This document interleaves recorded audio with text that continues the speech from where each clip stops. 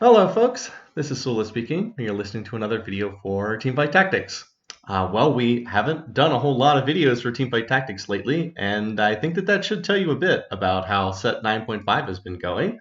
So this is our end of the set traditional retrospective. You can probably tell from the video title that this is not the most optimistic, not the most positive review. But we will run through what was good in this set, which wasn't so good in this set. I'm going to use some video footage here from a double-up game that I played with JDP El Grillo.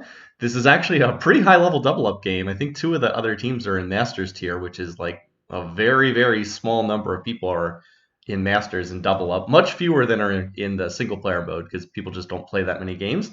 But in any case, we're going to do our review of what was good in this set, which wasn't so good in this set, and yeah, there's probably going to be a little bit more of the latter, particularly for set 9.5. I actually thought set 9 was decent, not great, but decent, and set 9.5 was pretty awful, but we'll get to that in a minute. Okay.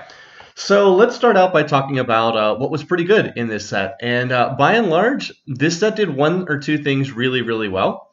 The number one thing that this set did well is it used all of the base portrait skins, and it kind of went back to the original set one in terms of how it designed its traits. So I mean, you can just see here from the gameplay footage, all of the champs are using their original base skin artwork. No bizarre stuff like debonair skins or futuristic skins or Star Guardian skins. They're just, the champs just are what they are.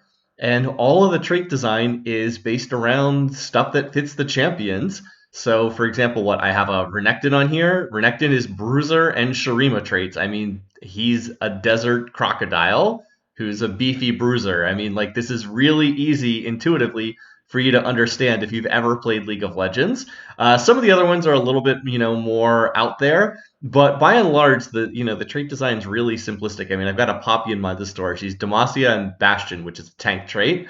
Graves has Gunner because he uses a gun. Like this stuff is pretty easy to understand and way, way easier for people to just pick up than if you were playing some of the other sets. Like in particular, out of the recent sets, set 8 had just really wacky designs in terms of what the units looked like, and the traits were just utterly bizarre. Now, I actually think that set 8 did some things pretty well, some other things not so well. But the unit and trait design was really confusing and very difficult for newcomers to get into the game with. By the way, here I'm going to be playing Cho Reroll in this game, just as an FYI. Grilla's going to help feed me Chos. I got her Bruiser Heart, which is perfect for playing this. And we're going to go from there. We're going to try to hit 3 Cho Star, and the game will just unfold from there. So this was really big because, number one, it makes it much easier to learn the set. I mean, okay, so sure, if by the time you've played, 100 games, 500 games, you know what all the champs look like, you know what all the traits are. But that's not always the case when you're first starting out. And everybody has to start somewhere, so making the game easier for newcomers to pick up actually does make a very big deal. The player numbers were way up for set 9. We don't get exact data from Riot. They don't release that kind of information. But we can look at Twitch data, the twitch.tv streaming service, and it's a good proxy for that. And the numbers for this set were clearly up by a pretty good margin over set 7 and set 8. It was back to about where set 6 was, which was kind of the last really good set that they did. And I do think that this was a major reason why, is the fact that they made it so easy to pick up. Like the champions are easy to understand, the traits are easy to understand. Like Bruiser, it gives health. Sorcerer, it gives ability power. So like for the most part, now these are not all super straightforward. Like Piltover, obviously it's not clear that trait is a lush streaking econ trait. But many of the traits are really straightforward and they're just easy to learn, easy to pick up, intuitively they make sense. Compare that to something like the heart trait from set 8. Like what in the world does the heart trait do? Well, it gave ability power on cast, stacking ability power, but like that doesn't follow from the name of the trait at all. So I do think that this makes a difference. And the game is just easier to pick up. It's easier to play when this stuff intuitively makes sense. So I really wish they would do more sets like this. I would be happy if they used the base artwork for every set. Now, they're not going to do that, but I would be perfectly happy with that because the visual clarity is so much better. But in any case, I'm glad that we had it for this set. I just wish there had been kind of a better set attached to it. than what we ended up having here. Anyway, so as far as what's going on in the game, I'm up to 4 Bruisers. I'm trying to stack Chos, but I also have 5 Malzahars. So I was like, all right, if I'm going to reroll for Cho, might as well reroll for Malzahar here too. Okay, getting back to our overall stuff. So as I said, overall, number one thing that this set did well, using the base artwork for the champions and having traits that intuitively made sense. Okay, second best thing that this set did, and the thing that most people are probably going to focus on, was the introduction of portals as a replacement for the initial starting carousel. Now, I did not have any huge problems with the starting carousel. I know a lot of people really hated the initial starting carousel, whereby you would load into the game and then everyone would try to take an item off the carousel. The big pro of that system is you did have a little bit more control over how you started out the game. I actually don't love the fact that you have no control over your starting items now. So like you just get 3 item components now and you have no control over them whatsoever. I kind of did like being able to favor a certain starting item. That said, though, the traditional starting portals were a bit of a click fest in the sense that there'd often be 4 people going for the same item, and whoever could click the fastest just got the item. That was particularly problematic when some items were really overpowered. There's definitely been metas in the past where like everybody wants a bow or everybody wants a tier, or a carousel like this. That there's well, I don't think that there are spatulas in the starting carousel in recent sets, but there were in the past carousels that had a spatula on it. I'm thinking back to like set 2 and set 1, and boy, when something was overpowered that was a spatula item, boy, you'd have 6 people trying to click that thing. So I don't want to overly romanticize the old carousel, but I actually didn't really mind it. But I think most people have seen that getting rid of it was a big improvement. So instead, we have portals, and I think portals were pretty good overall. They were basically a return of the galaxies mechanic from set 3. The big difference is the players actually had a choice, which is a huge improvement. In set 3, there would just be a galaxy, and you would have no choice. It would just load into the game, and you'd get something. And if you hated it, well, tough luck, buddy. That's just what the game decided to pick for you. I do think this was a lot better because basically the players would vote on one of 3 portals at the start of the game. And so some portals you would see a lot, in particular portals that gave extra gold, extra free champions. Some of them did free rerolls. Some of them gave out like additional emblems. Some of them gave out champion duplicators. And then some of them tended to change up the rules of the game like completely in terms of how they played. I'm thinking of like the one Stillwater Hold that removed all augments completely, which is kind of interesting. I don't think I ever got that even one time. But I did manage to cast a game featuring it that Antisocial Monkey played. And then there was one that like gave you a crown that you would put on a particular champion, and if that unit, they would get like a ton of extra stats, but if they died, then you would lose the round entirely. Pretty interesting, but overall they mostly just gave additional econ stuff of one side or another, which was partly a good thing and partly a bad thing. Some of the portals were way more popular than other portals, and in particular the ones that gave out the most free stuff was the most popular. Now, I've long criticized the TFT development team for, at the end of every set, doing these for fun patches, as they call them, where they just like give out loot like crazy. But the reason why they do that is they're really popular, and you could see in this set the portals that gave out the most free stuff were consistently picked over and over and over and over again. So you would see some of those portals way more often than others, in part because some of the portals did appear more often than others, but it was pretty much a guarantee that if I think it was Jace's Workshop was the one that gave 3 prismatics, like if that popped up, it was pretty much guaranteed that like 6 of the 8 players were going to run straight to that because they wanted a triple prismatic game. I personally hated the triple prismatic games, and prismatic augments were way too common in this set, just because, number one, the odds to get them have been steadily dialed up set after set after set. In set 6, where augments were first introduced, you only had 6% odds to get a prismatic on the first portal. They've increased that to 15%, which is a huge increase, 2.5 times the amount. But they've increased that to 15% now, and then all these portals make the first augment prismatic. So you could see the first augment prismatic as much as like 1 in 3 games, which I personally didn't like. I don't really like the prismatic augments because they make your augment choice more important than what's happening in the rest of the game. But, Riot knows their player base. This is what the players keep picking. So I guess you can't really fault them if, in every game you've got 5 or 6 people running to this stuff. So anyway, I do think portals were pretty good overall. At the very least, it was neat to have them for one set. I believe they're going to stick around for set 10 because the developers have said they never really liked the starting carousel. But yeah, I mean, I'm fine with them. I don't love them, but I don't hate them either. I think they're okay. And yeah, they're better than some of the other mechanics that were in place. Anyway, in the actual gameplay here, I'm doing the level 4 roll down. I'm trying to hit more chos. I don't have that many chos thus far. So I'm picking up Renekton's as well.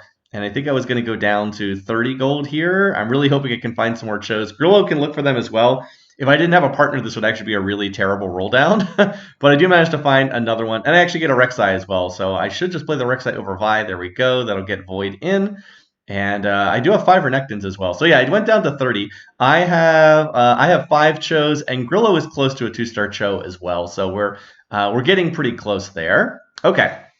So, well, that's the stuff that I think was the best about this set. Now let's go into some of the things that maybe weren't so good. We'll start with the things that were just kind of subpar, and then we'll get to the things that were really bad later on. All right, so first of all, I'm going to mention the overall trait design in this game. Now, I said that I thought that the traits were nice in the sense that they really matched the characters, and it was easy to have the characters kind of make logical sense based on what they were playing. What wasn't so great about the traits is I don't think that they were really that interesting overall. The traits were more on the basic side, which again is fair because this was intended to be more of like a back to basics set. But I do think that the trait design was a little bit weaker in this set than in some of the other ones. So you have like your standard frontline traits. Bruisers give health, Bastions give armor, magic resist, Juggernauts give damage reduction. I mean, again, all that's pretty straightforward. But a lot of these other traits either reprints from previous sets or just not that interesting. Like Challenger, you get the attack speed. Again, the Challenger is interesting because he has the reset mechanic, but otherwise not too good. Gunner, just stacking attack damage. Multicasters, they cast 2 times or 3 times. What else did they have that wasn't really that interesting? Noxus was just Warlord trait back from set 4, stacking health, ability power, and attack damage, etc. So some of these really weren't that interesting, but others, you know, there were some traits that stood out that were pretty good. I did think that the whole Demacia notion that Demacia would give 1 or 2 or 3 of your units a radiant item, that was pretty cool. I actually preferred it when it was a random item in the first half of the set to a fixed item in the second half of the set. The predictableness of what item you get, I think, was actually kind of bad for the gameplay, but still, Demacia was an interesting trait. They'd never really done something like that before, so that one was pretty cool. I did like Strategist as a trait too, that provides a shield for frontline units and AP for backline units. I wish that the trait had been a little bit more splashable. It tended to be played a little bit more as a vertical comp than as a splash. I wish that had been something that you could, well, I hate to keep using this word, but I wish it had been a little bit more splashable in the set. But neat idea. Freljord was pretty interesting as well. It was probably a little bit overpowered with its armor and magic resistant shred, but it was still a neat idea, even if, as I said, it was probably a little overpowered, at least until the second half of the set when they gutted it in set 9.5 and made it almost unplayable. And maybe the best trait they added in this set was Shadow Isles. Shadow Isles was a really cool trait. I like this one. It was a fun trait. After dealing or receiving damage 10 times, Shadow Isles units gain a shield for 15 seconds, then become spectral and gain mana every second. It's just a very interesting creative trait. Kind of plays into like the ghostly aspect of these units.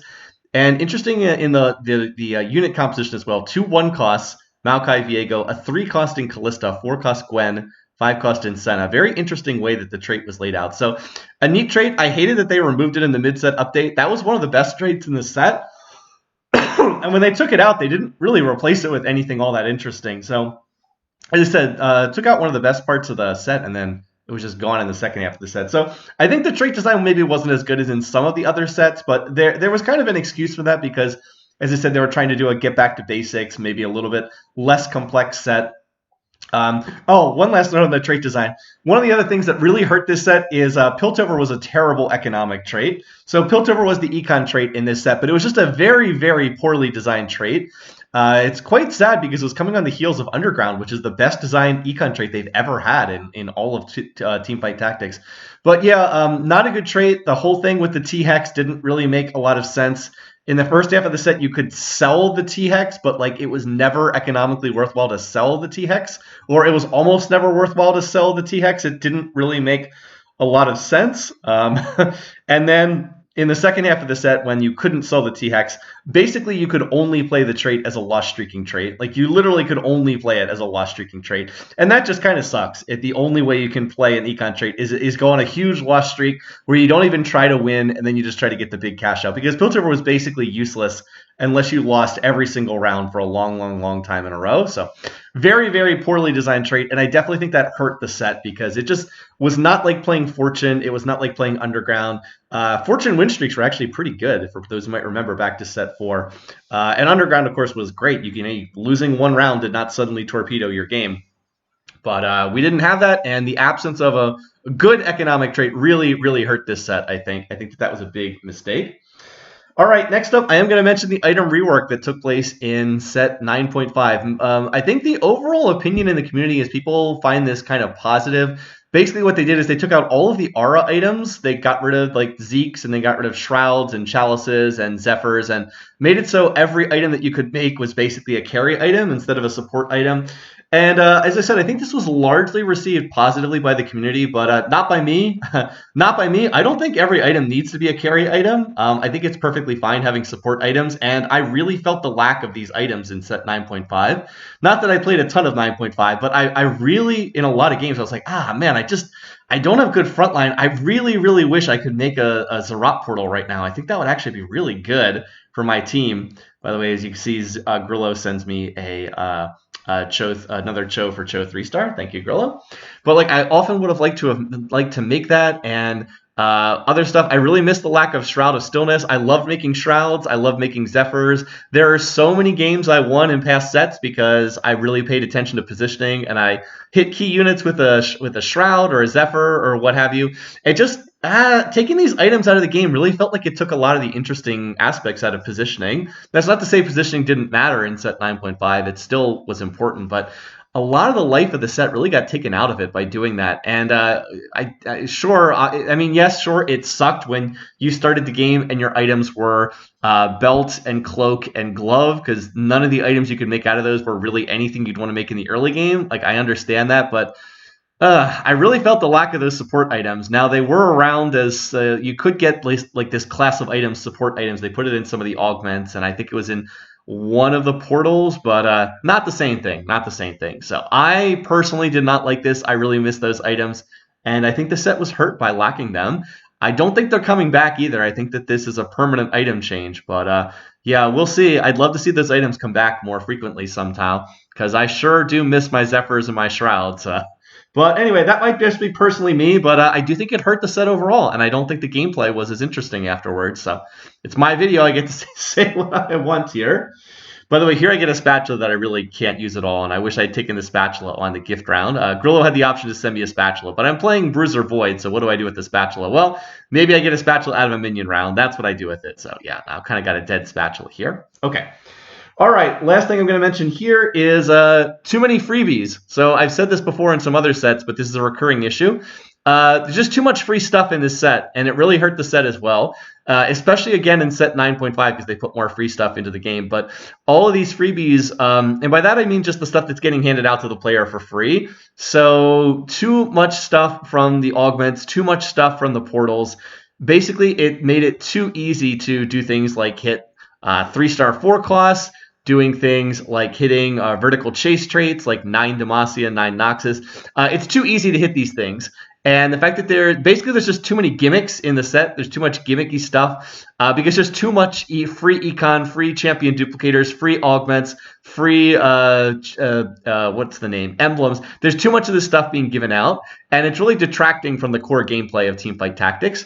I went back and, occasionally I go back and watch some of the videos from previous sets. Like, I went back and watched a game, I think from set 6. Yeah, I think I watched a game from early in set 6, and I was like, man, it's just like there's so much less stuff in the game, and that's actually a good thing. That's not a bad thing, because you can just focus much more on the gameplay itself. So like right here, we have I believe we have Ecliptic Vault, which is a Zon augment.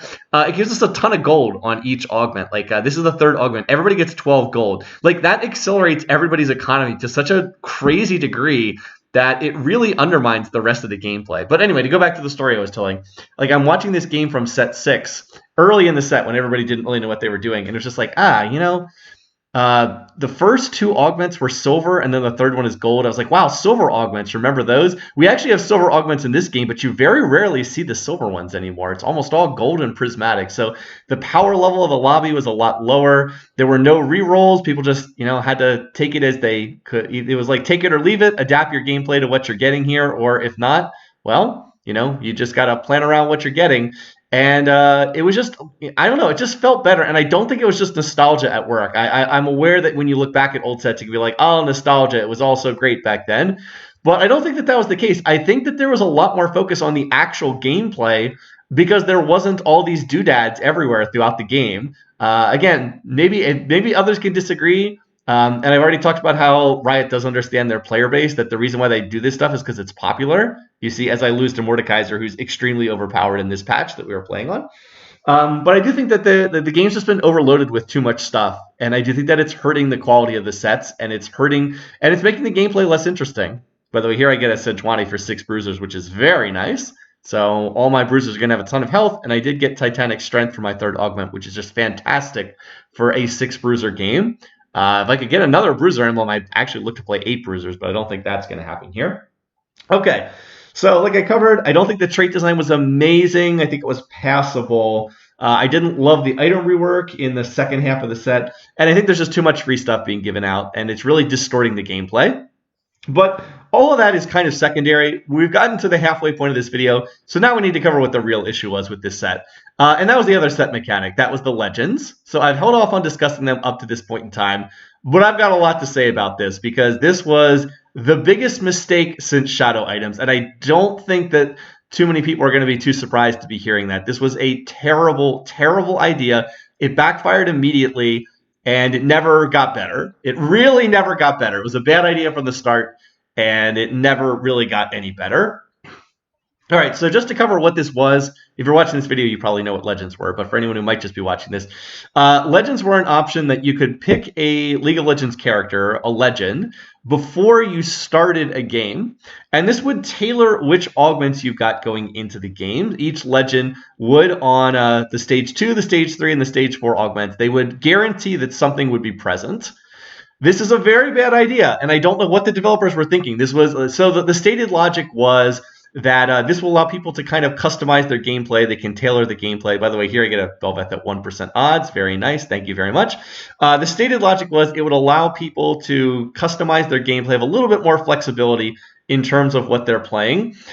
But this was, I mean, we could see even before the set started why this wasn't going to work, why this was going to be a bad idea.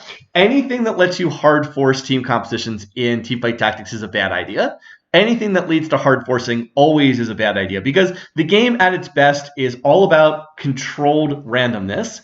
The game has a lot of randomness, and the crux of the gameplay is working around the randomness and making use of what you've got. That's really always the goal of Teamfight Tactics is, this is what the shop has given me this game. After set 6, here's what the augments are giving me this game. I'm going to, make the best board I can with the units that I have and go from there. What's really bad for Teamfight Tactics, what kills the gameplay, is when someone says, going into this game, I'm going to force this team composition. And the Legends were terrible because they allowed that to happen. They encouraged it. They outright encouraged it. They basically were like, "Oh, you want to play a reroll comp? Well, how about you take Lee Sin? He's going to give you all reroll comps, reroll augments going into every game." I mean, you'd be stupid not to take Lee Sin if you're going to be playing a reroll augment, the way that Antisocial Monkey likes to do. He ran that for pretty much the whole set. But similarly, the Legends were usually not balanced very well. There almost always was one of the Legends that would be overpowered. And as soon as that was the case, you had to play that legend or you'd be putting yourself at a huge disadvantage. At the start of the set, there was this long period where Ezreal was overpowered. I think he was giving everybody like 3 gold and 3 components at the start of the game. It was like you get a component on the first round and then the 2 following rounds, and you get 3 gold too. I was like, if you didn't take that thing before the game started, you were just so far behind economically, you just had almost no chance to catch up.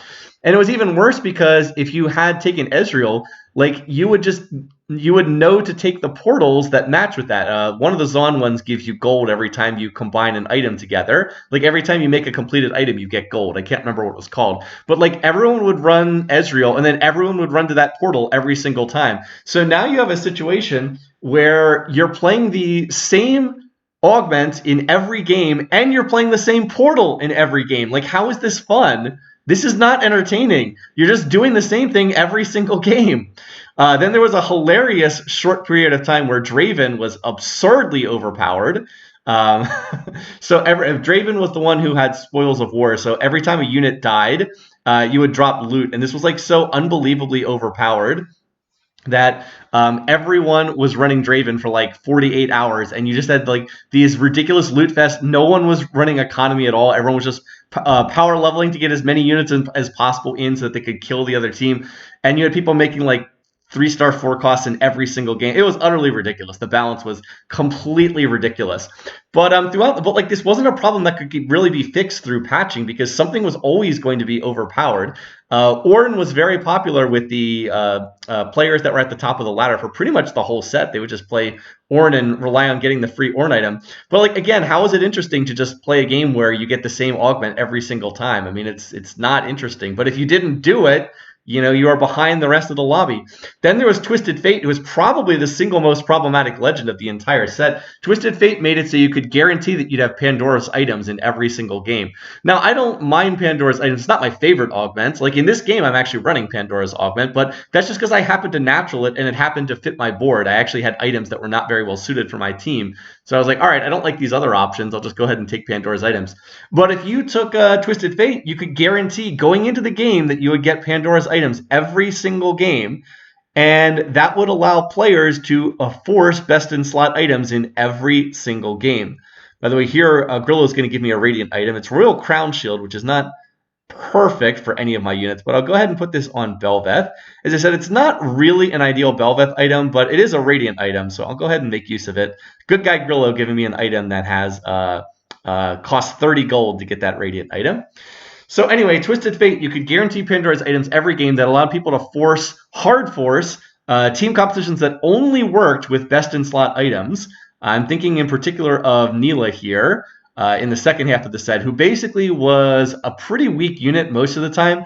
But if you put rapid fire cannons on her, and in particular multiple rapid fire cannons on her, suddenly she became extremely overpowered.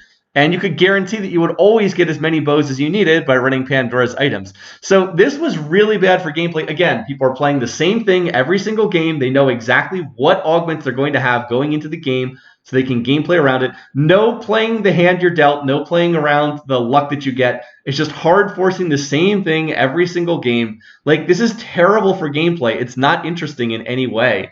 And it also was really bad for game balance too, because how can you balance the game around champions getting their best in slot items every single game, no matter what? Well, you really couldn't.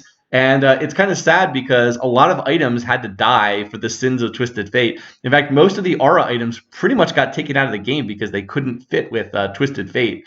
So really, really not good. Not good for the health of the game. And then finally, just one final example here. At the end of the set, the popular legend has been Earth, which is the first augment is Tome of Traits. So that's the patch that Worlds has been played on. And guess what? At Worlds, someone did this is just going on as I'm recording this video. Someone did a statistical analysis of what was being played in the opening day. Well, I think it was out of 192 games, the Earth legend was taken in, I think, 168 of them. That's like 85%. And not only was it taken in 85% of the games, it statistically outperformed all of the other options too. It actually did better than what everyone else was running, even though it was taken in 85% of games. So no diversity, nothing interesting. Everyone literally just taking to the Tome of Traits on the first round, and then pulling stuff from Tome of Traits, and then it's just literally like a slot lottery of what trait you what emblem you get out of the Tome of Traits. Like, this is how Worlds is being decided. It's literally a trait lottery pick on the first on the first round of the game. Anyway, just terrible. This is the worst addition to the gameplay since Shadow Items, and I have heard that it was pretty popular with casual players. But again, I actually think that this is a place where the designers kind of need to save the casual players from themselves. This is one of those things where, yeah, people might say that this is what they want, but if they're just doing the same thing in every game, they're going to get bored pretty fast. And that's actually what happened in the second half of the set. The player base nosedived in set 9.5. Now, that always happens in the second half of the set. Player retention always goes down in the second half of the set, and like by a lot. But it was a very big nosedive in the second half of the set this time. And I think a lot of it is people were just getting bored because they were doing the same thing in every single game. And they felt like if they weren't doing the same thing in every game, that they wouldn't be able to compete with the others who were. I mean, this is a PvP game. It's not like Civ 4 where I can play a variant and I can be like, all right, well this is the ideal strategy, but I'll just play some variant. No, it's a PvP game, so you kind of have to do what's effective or you're just going to lose. So you don't really have a choice. The balancing has to be good or, yeah, it's not going to work. So Legends were a disaster. This was extremely predictable going into the set. Like, it was very obvious. People were like, people are just going to hard force the same thing in every single game. This is a really bad idea. But they did it anyway, and it didn't work. The good news is Legends will not be back for set 10, and hopefully they'll never be back because they were not a good idea, sadly. Probably the most regrettable thing about this set is I actually think this would have been a pretty good set if there just had not been Legends in the set. Like, I literally think this would have been a pretty good set just without Legends, period. But, yeah, they were in the set. The Riot designers just could not help themselves from shoving yet another mechanic into the set. And apparently they thought they could balance this. Well, they couldn't balance it. And the result was it really, really killed the set. So, as I said, worst mechanic since Shadow Isles. Now, with the remaining time we have left here, I do want to talk a bit about set 9.5. So this was the mid-set update, and this was a terrible mid-set update. The first half of the set was actually not that bad. It wasn't great, but it wasn't that bad. I would rate it as an adequate first half of the set.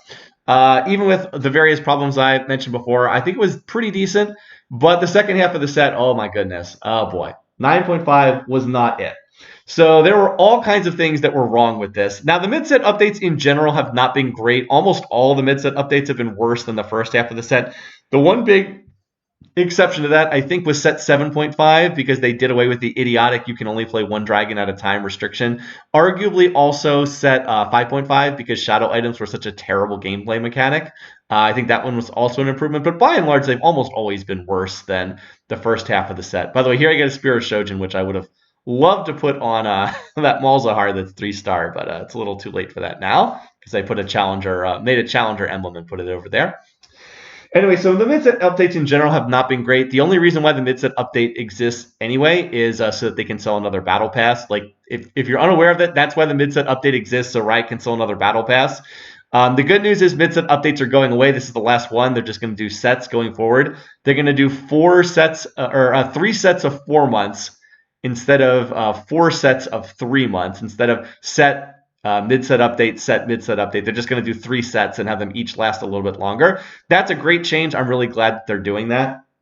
But yeah, this was not it. This was absolutely another midset update that had all of the problems of some of the previous ones. First of all, the balancing was awful from start to finish. This was a terrible midset in terms of balancing. They had to release so many hotfix patches because things were broken in just embarrassing fashion. Over and over and over again. It felt like every single patch would come out, and then 24 hours later there would have to be a hotfix because the patch as it came out would be busted or broken in some kind of regard. Really, really bad. And just like stuff that should obviously be caught in testing.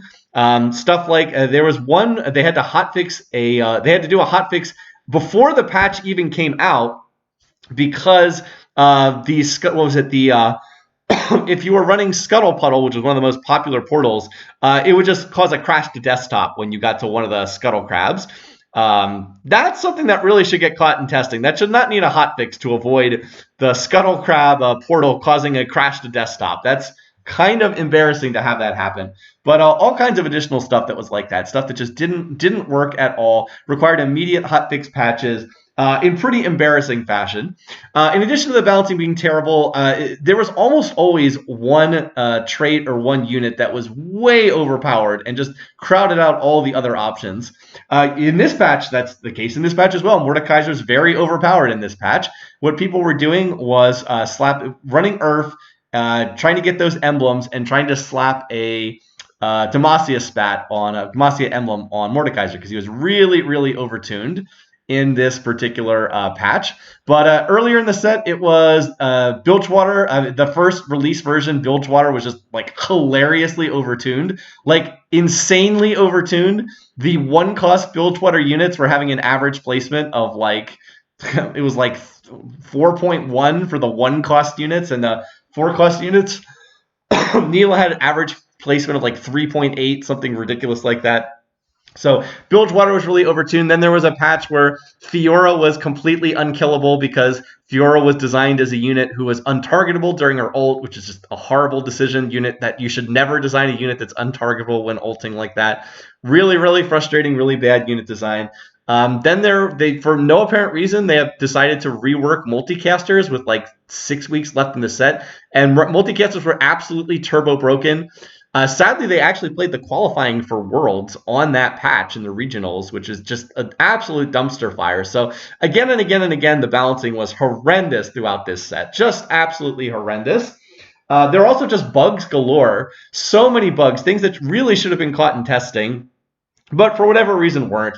It really did not feel like this was set 9. Like the kind of stuff you would expect in set 1 or 2 or 3, but like not in set 9. By the way, the other team just made a 3-star Fiora, so we were like, oh, we were winning these rounds. I'm not sure we win these rounds anymore.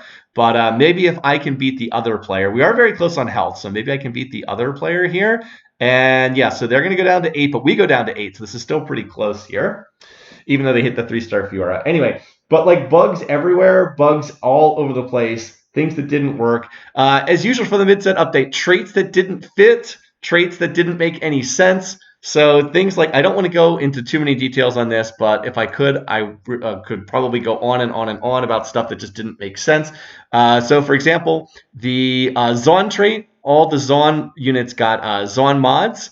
The problem is they took out Urgot and they took out Zeri, but all of the Zaun mods were either for like tanky bruisers intended to go on Urgot, or they were attack speed focused.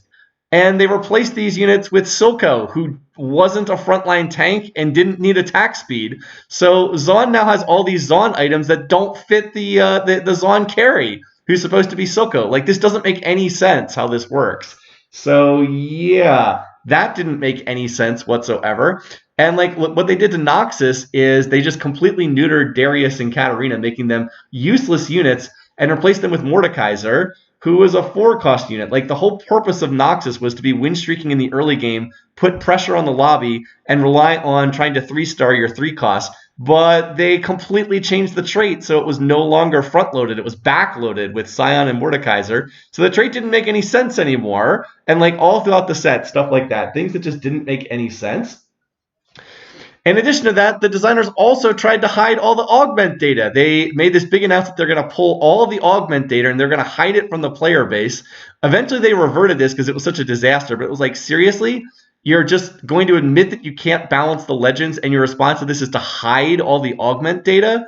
It would be like when statisticians figured out in baseball that like on-base percentage was much more important than RBIs, it'd be like, all right, well, now we're not going to publish information on on-base percentage. We're just going to hide that from you. It's like, what? People have figured out effective strategies, and so your response is just hide all the data from the players? What? So, I mean, what the heck? Like, seriously, this was another disaster.